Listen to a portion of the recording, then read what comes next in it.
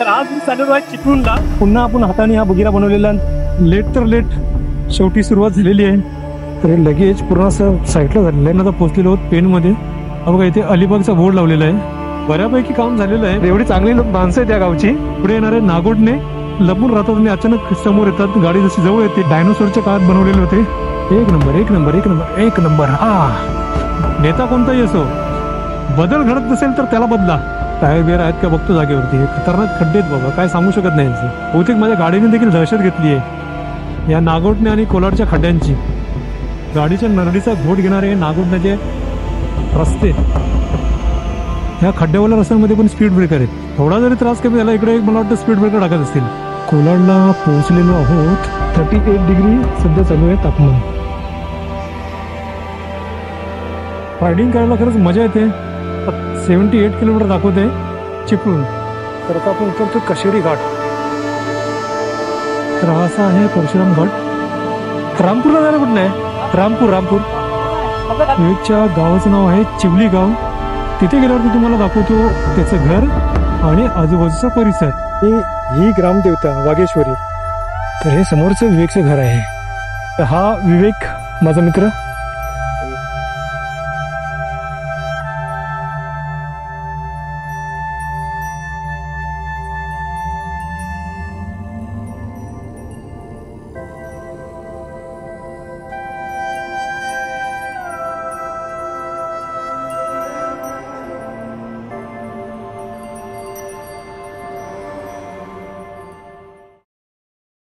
नमस्कार मित्रांनो, मी संजय मेहकर. पुन्हा तुमचा सर्वांचं माझ्या युट्यूब चॅनलवरती हार्दिक स्वागत. तर आज मी चाललेलो आहे चिपळूणला. घाटकोपरहून 275 किलोमीटरचं अंतर आहे, जे अराउंड 7 तास लागणार आहेत चिपळूणला पोहोचण्यासाठी. माझ्या भाचीचं लग्न आहे, तर त्या निमित्ताने चाललेलो आहे मी चिपळूणला. उद्या लग्न आहे. आज संध्याकाळपर्यंत मी पोहोचणार आहे चिपळूणला चिखलीला. आणि तिकडे माझा मित्र आहे विवेक महाडिक. तर त्याच्या घरी आज स्टे करणार आहे. आणि उद्या सकाळी पाचच्याच रागपूर म्हणून एक गाव आहे, त्या गावात लग्न अटेंड करून मग संडेला पथ्य प्रवास सुरू करणार आहे. असा एकूण आजचा प्लॅन आहे.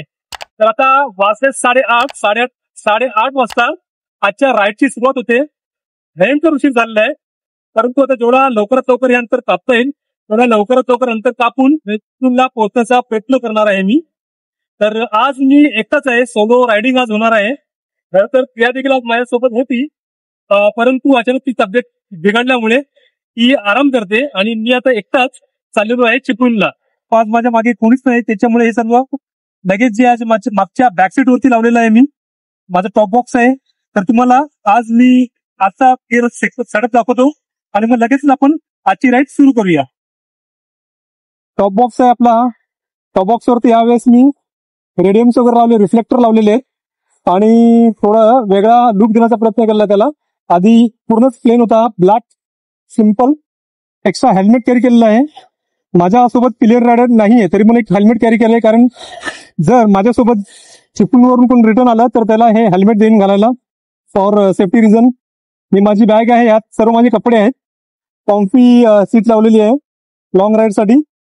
टँक बॅग लावलेली आहे. आपले फॉगलॅम्प जे ते चेंज केलेत आपण. बगिरा लावलेला आहे. बगिराचा मागचा जो आपला स्टॅच्यू होता तो राईड मध्ये पडला होता. पुन्हा आपण हाताने हा बगिरा बनवलेला आहे, तो इथे लावलेला आहे. बगिराच्या डोळ्यांमध्ये लाईट दिलेली आहे. चला तर मग सुरुवात करूया आजच्या राईडची. मुंबई ते चिपळूण सोलो राईड. बराच उशीर झालेला आहे. वाजलेत 8:30. लेट तर लेट शेवटी सुरुवात झालेली आहे. ऍक्च्युली सकाळी लवकर उठून आरामात केलेली राईड नेहमीच चांगली. मग नंतर अशी धावपळ होत नाही, जास्त घाई होत नाही आणि सेफ राईड होते. जर लवकर आपण उठून लवकर तयारी करून लवकर निघालो सकाळी पहाटे तर सर्वच कसं एकदम छान छान होतं. तर मित्रांनो, आता मी पोहोचलेलो आहे कलंबोली सर्कलला आणि अचानक माझं लक्ष मागे गेलं आणि पाहिलं तर ही माझी बॅग जी बांधली होती तर लगेज पूर्ण असं साईडला झालेलं आहे, खाली आलेलं आहे. हेल्मेट देखील खाली आलं आहे. बॅग देखील खालती आलेली आहे. तर हे पहिल्यांदा असं घडलं माझ्यासोबत की मी बांधलेलं लगेज हे जागेवरून हललेलं आहे. तर मग आता याला नशीब त्याला आतमधून बेल्टच्या आतमधून मी टाकलं होतं, त्याच्यामुळे ह्या सिच्युएशन मध्ये देखील ते पडलेलं नाही खालती. बेल्टच्या आतून जर त्याला घेतलं नसतं, बांधलं नसतं, तर बहुतेक ते आज माझी बॅग सापडली नसती मला. पुन्हा हेल्मेट आणि बॅग तर यांना काढतो, एकदा पुन्हा व्यवस्थित बांधतो आणि मग माझा पुढचा प्रवास मी पुन्हा सुरू करतो. तर आता माझं हेल्मेट या ठिकाणी व्यवस्थित बांधलेलं आहे मी, आणि बॅग नेहमीप्रमाणे आता मी बाजूच्या माझ्या सॅडल स्टँडवरती लावलेली आहे. नेहमी माझी बॅग इथेच असते. आज पहिल्यांदा मी ती बॅक सीट वरती लावली होती आणि व्यवस्थित बांधली नव्हती, त्याच्यामुळे ती साईडला गेली होती. एनिवेज आता आपण कंटिन्यू करूया आपला पुढचा प्रवास. आधीच भरपूर वेळ गेलेला आहे, 9:30 वाजलेले आहेत आणि आपण आहोत आता कलंबोली सर्कल जवळ. तर मित्रांनो, आपण आता आलेलो आहोत मुंबई गोवा महामार्गावरती. हा जो आहे पळसपे फाटा, त्या ठिकाणी आता आपण आलेलो आहोत. तिथून आता राईट घेऊन आता आपण चाललेलो आहोत गोव्याच्या दिशेने.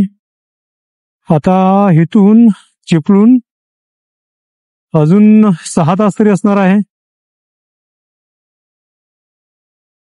समोर कर्नाळा अभयारण्य आहे आणि आता इथून लेफ्ट साईडला ही जी गोव्याकडे जाणारी गाड्या आहेत त्यांची भयंकर अशी ट्रॅफिक दिसते इकडे. आणि काही लोक 4 व्हीलर 2 व्हीलर 3 व्हीलर्स हे आता अपोजिट लेननी चालले आहेत. आता ती पहा, एवढी मोठी बस देखील जी आहे ती देखील आता अपोजिट लेनवरती उतरलेली आहे आणि तिथून या बसेस आणि काही बाईक्स, रिक्षा वगैरे चाललेले आहेत.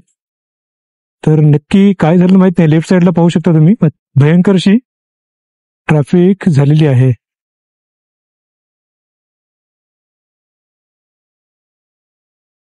क्या हो गया? क्या हो गया आगे?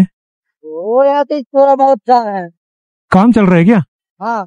तो बाइक ऊपर से जा नहीं सकती क्या अपोजिट? क्या? बाइक नहीं जा सकती क्या यहाँ से अपोजिट? जा सकते, उधर पेवर पड़ाया है।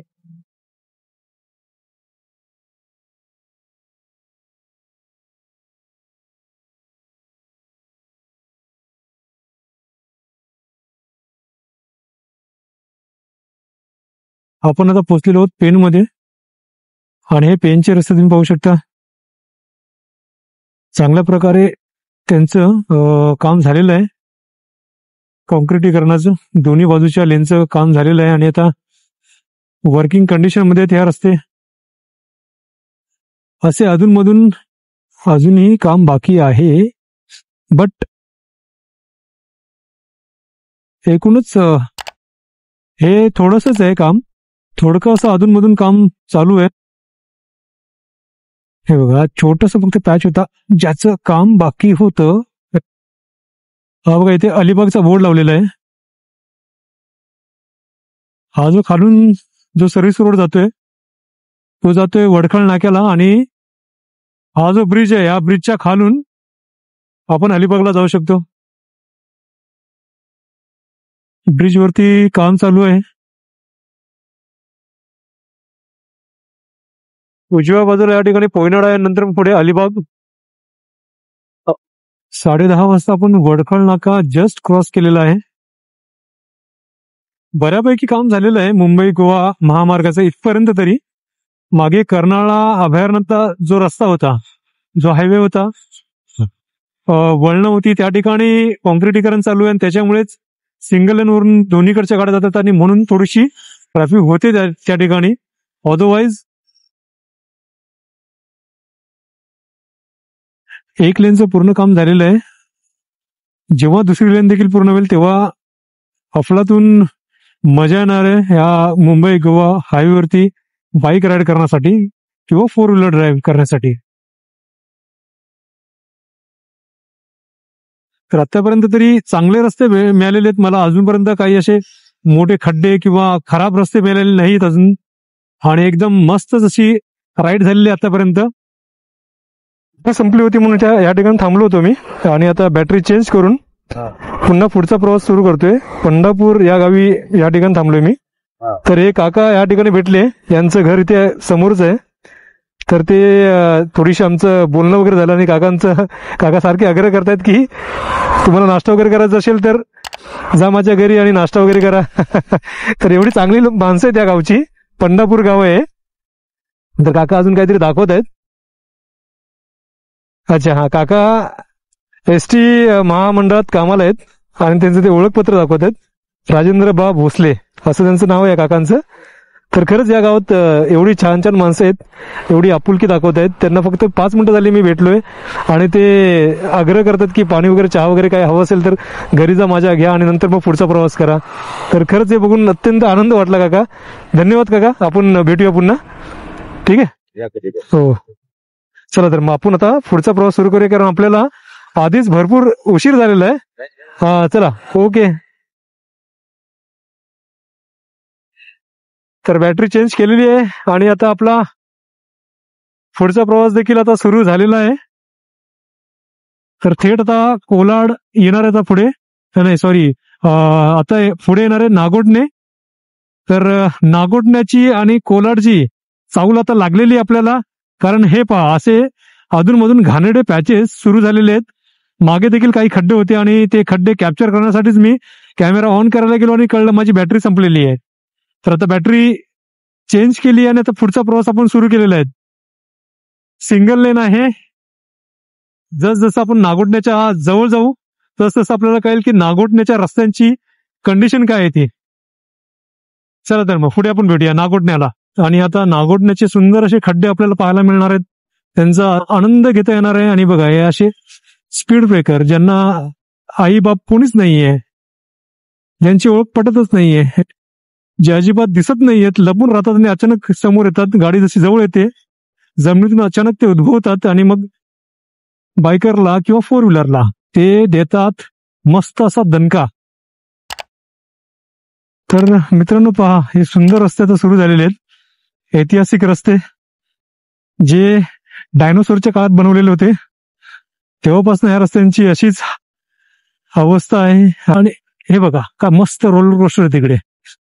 एक नंबर, एक नंबर, एक नंबर, एक नंबर. हा, ही लागलेली आहे चाहूल आपल्या नागोठण्याची. बघा, माझा मोबाईल देखील कसा कुठच्या कुठे चाललाय. असे घाणेरडे रस्ते, आता काय बोलू यांना.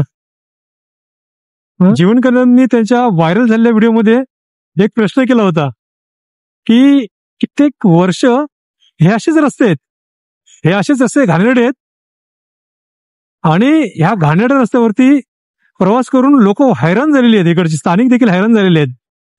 पण आश्चर्यकारकरित्या या ठिकाणी नेते आहेत ते मात्र सेम आहेत. कधी बदल होणार? करा काहीतरी बदल. पक्ष कोणताही असो, नेता कोणताही असो, बदल घडत नसेल तर त्याला बदला. कुठला? तर हे खतरनाक रस्ते आहेत इकडचे. कोलाड पार केल्यानंतर मी जरा बाईकला पुन्हा माझ्या चेक करून घेतो, नाही तर कळायचं मागचा टायरच गायब झालाय. टायर बियर आहेत का बघतो जागेवरती. हे खतरनाक खड्डे आहेत बाबा, काय सांगू शकत नाही यांचं. घरी पोचल्यावरती कळेल. हे बघा, माझा उजवा जो फॉग लॅम्प आहे तो तुम्ही पाहू शकता कसा डगमगायला लागलाय खालचा. हा बघा, डगमगायला लागलाय ह्या खड्ड्यांमध्ये. म्हणजे असं एवढे घाणेरडे खड्डे ते. हा बघा, मोबाईल जागेवरती राहत नाही. हा मोबाईल सारखा वाकडा होतोय. अरे काय यार, एक बहुतेक माझ्या गाडीने देखील दहशत घेतलीये या नागोठणे आणि कोलाडच्या खड्ड्यांची. कारण अजून तरी ते असे डेंजर खड्डे सुरू झालेले नाहीयेत ज्याची मी अपेक्षा करतोय, म्हणजे जे मी अनुभवले त्याच्या आधी. यांचं काम कुठपर्यंत आलं माहित नाही, बघू आता. तर ह्या छोट्या खड्ड्यांमध्येच पूर्ण नागोबा डुलायला लागलाय. पूर्ण माझं फॉग लॅम्प जो आहे हरायला लागलाय, नागासारखा डोलतोय तो. आणि हा फोन जो लावला इकडे त्याला टाईट केलाय तरी तो हलतोय. म्हणजे बघा काय दहशत आहे या इकडच्या खड्ड्यांची. हे असे छोटे मोठे फिक्सेस करण्यासाठी टूलबॉक्स घेऊन आलोय मी. तर मग एका ठिकाणी थांबतो आणि मग ते फिक्स करतो. कारण काय होईल नाही तर जर मी ते आता फिक्स नाही केलं तर हळूहळू ते हलून हलून त्याचा स्क्रू पडेल कुठेतरी, नट बोल्ट त्याचे पडतील आणि मग होईल त्याची काशी. मग हे बघा, रोलर कोस्टर या जगास मस्तच असं रोलर कोस्टर ते पाहू शकता बघा. गाडी कशी उडते दनादना. पेवर ब्लॉकवरचे रोलर कोस्टर.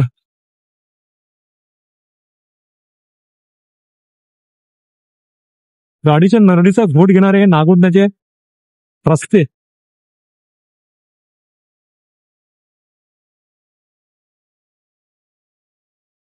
बघा हे रस्ते बघा. आय होप कॅमेरा चालू आहे माझा अजून, कारण हे रस्ते तर बघण्यासारखेच आहेत. कमालीची गोष्ट म्हणजे काय की ह्या खड्ड्यावाल्या रस्त्यांमध्ये पण स्पीड ब्रेकर आहेत. म्हणजे एखादा खड्डा जर कमी झाला तर त्याच्या ठिकाणी काहीतरी हवं म्हणून मग त्याची पूर्तता अशा स्पीड ब्रेकरने केलेली दिसते इकडे. म्हणजे त्रास कमी नाही झाला पाहिजे, त्रास तेवढा झाला पाहिजे जेवढा आधीपासून होतोय. थोडा जरी त्रास कमी झाला इकडे मला वाटतं स्पीड ब्रेकर टाकत असतील. तर पालीवरून मुंबई गोवा हायवेला कनेक्ट होणाऱ्या ह्या रस्त्याजवळ आता आलेलो आहे मी. थोडा वेळ थांबतो इकडे, चहा घेतो आणि बाकी जे काही गाडीचं हलते डगमगते फॉग लॅम्प वगैरे तर त्याला फिक्स करतो आणि मग नंतर प्रवास कंटिन्यू करतो.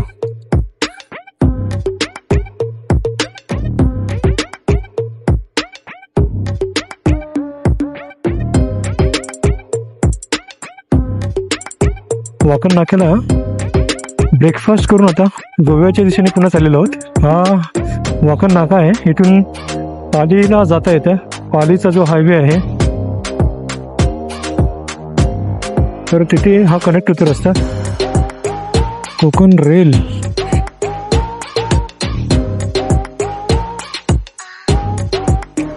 तर अशा प्रकारे आपण कोलाडला पोहोचलेलो आहोत.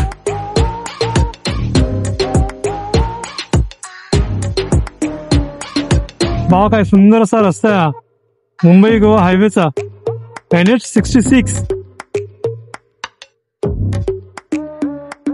कोलाडच्या भरपूर पुढे आलेलो आहेत आम्ही.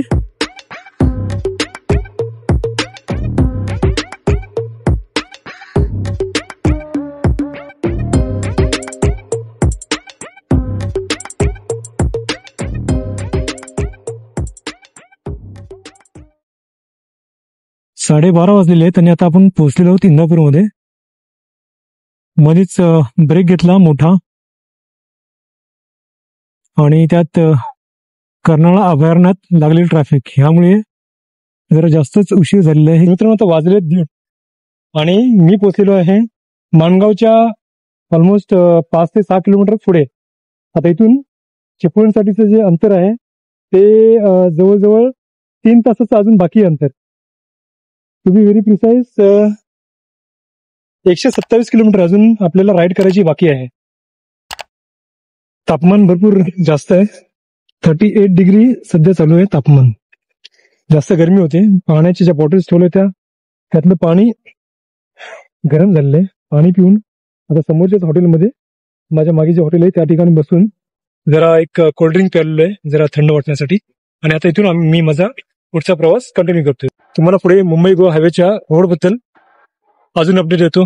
चिपळूणपर्यंत रोड कसा असेल, काय आहे त्या रोडवरती, ते तुम्हाला ह्या ब्लॉग मध्ये पूर्ण कळणार आहे.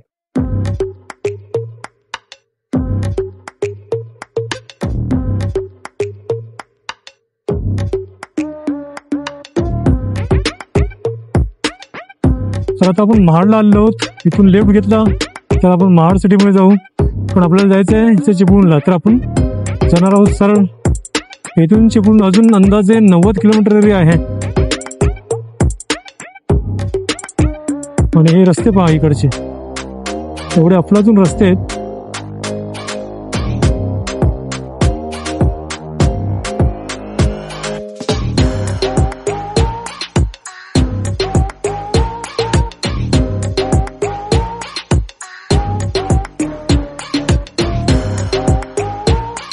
रायडिंग करायला खरंच मजा येते. कंटिन्यू माझी बाईक जी आहे ते 80 ते 90च्या स्पीडनेच चाललेली आहे. रायगड फोर्टला जाण्यासाठी लेफ्ट घ्या असा बोर्ड होता मागे. तर रायगडसाठी इथून आपण जाऊ शकतो. गुगल बाईंच्या नुसार या ठिकाणी 78 किलोमीटर दाखवते Chiplun, not exactly Chiplun, Google map दाखवते चिवली गावाचं अंतर, जे की आहे 77 किलोमीटर. तर जसं आपण परशुराम घाट खाली उतरू, मी विवेकला कॉल करणार आहे. विवेकने मला सांगितलं की मधून तिथून कुठून तरी एक रस्ता आहे जो चिवली गावापर्यंत येतो, म्हणजे चिपळूण सिटीमध्ये जाण्याची गरज नाही आपल्याला. तर आपण परशुराम घाटानंतर, परशुराम मंदिरानंतर कोणता राईट आहे तो आपल्याला शोधायचा आहे, आणि तिथून मग आतल्या रस्त्याने रामपूरला जाणारा एक रस्ता आहे, तर त्या मार्गाने आपल्याला चिवलीपर्यंत जायचं आहे. चिवली घाट चिपळूण 61 किलोमीटर आहे इथून अजून. तर आता आपण उतरतो काशिवडी घाट.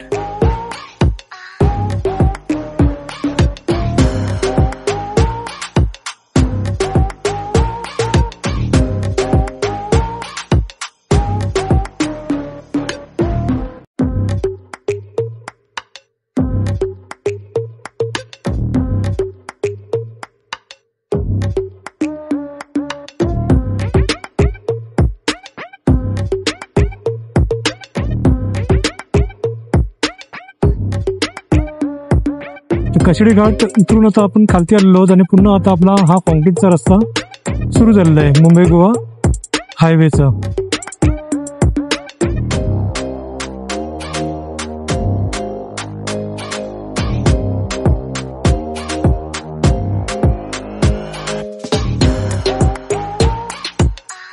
तीन वाजून 10 मिनिटं झालेली आहेत, आणि आपण आता पोहोचलेलो आहोत खेडमध्ये.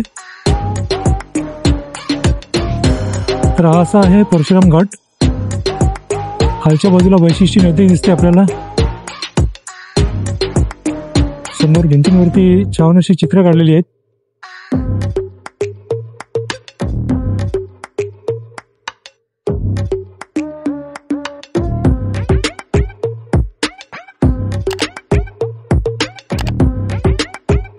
बैलगाडी, खेळणारी मुलं, खो खो, बरीचशी अशी चित्र ऑलरेडी या भिंतींवरती काढलेली आहेत. कुठेतरी काम चालू आहे म्हणून ती लेन बंद करून एकच लेनवरती दोन्हीकडच्या वाहतुकी चालू आहेत.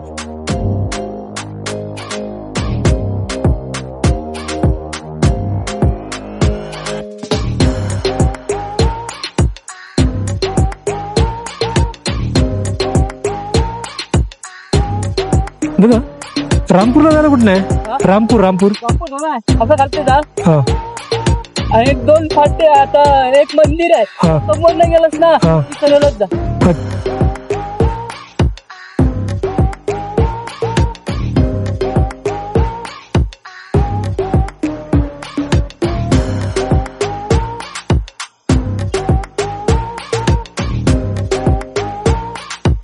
तर हा वरती मुंबई गोवा हायवे सोडून मी खाली उतरलोय या ठिकाणी. इथून चिवली गावात जाण्यासाठी एक रस्ता आहे.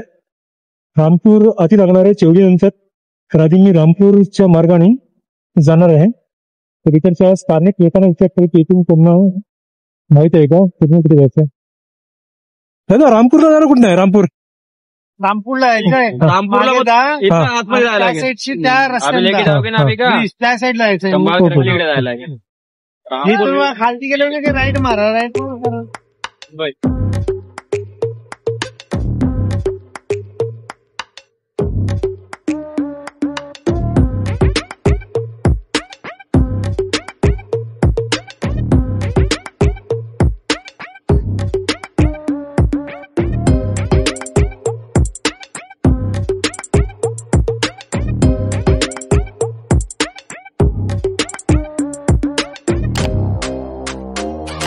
मित्र, रामपूरला कसं जायचं रे?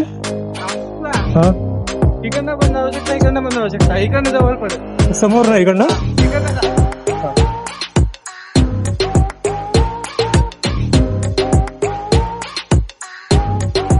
तर मित्रांनो, आता थोड्याच वेळात आपण विवेकच्या घरी पोहोचणार आहोत. विवेकच्या गावाचं नाव आहे चिवली गाव. तर तुम्हाला मी दाखवतो विवेकचं घर किती सुंदर आहे. आणि विवेकच्या फॅमिलीनी त्याच्या घराच्या आजूबाजूला जे काही फळ झाडं लावलेली आहेत, तर ती देखील फार सुंदर आहेत आणि उपयोगी अशी फळ झाडं आहेत. वेगवेगळ्या प्रकारचे वनस्पती तुम्हाला पाहायला मिळतील तिकडे. घर एकदमच सुंदर आहे. मी आणि आमचे काही मित्र काही वर्षापूर्वी त्याच्या घरी जाऊन राहिलो होतो आणि आजूबाजूचा परिसर देखील एकदमच छान आहे. तर मग तिथे गेल्यावरती तुम्हाला दाखवतो त्याचं घर आणि आजूबाजूचा परिसर. तर मित्रांनो, हा चिपळूणवरून आलेला रस्ता आहे जो सरळ चिवेली बंदरपर्यंत जातो. ही पूर्ण देवराई आहे चिवेली गावाची आणि ही ग्रामदेवता वाघेश्वरी. पलीकडे ह्या ठिकाणी वशिष्ठी नदी आहे आणि त्याच्या पलीकडे तो पूर्ण खेडचं रिजन आहे. तर आता अवघ्या एका मिनिटात आपण विवेकच्या घरी पोहोचू.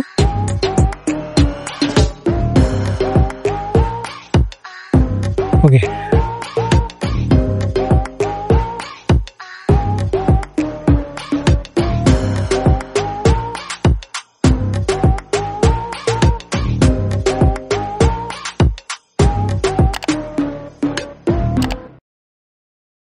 तर हे समोरचं विवेकचं घर आहे. आपण गाडी तेच बाजूला पार्क करूया.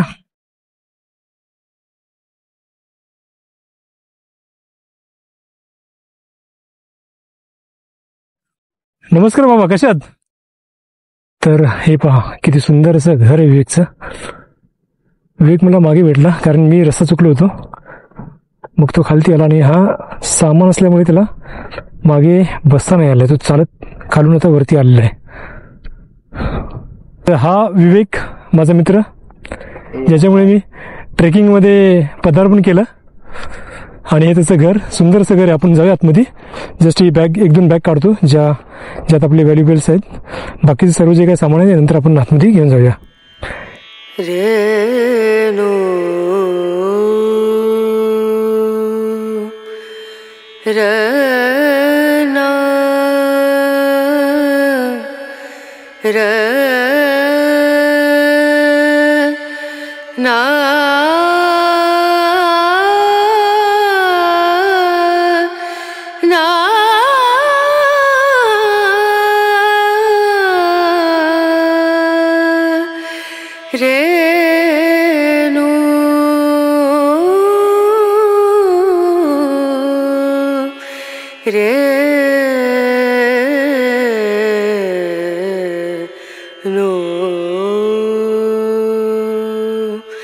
Dim dum da na da dim da na da dim dum da na da dim da na dim dum da na dim dum da na da dim da na o da ni da na dir da na na o da ni da na dir da na na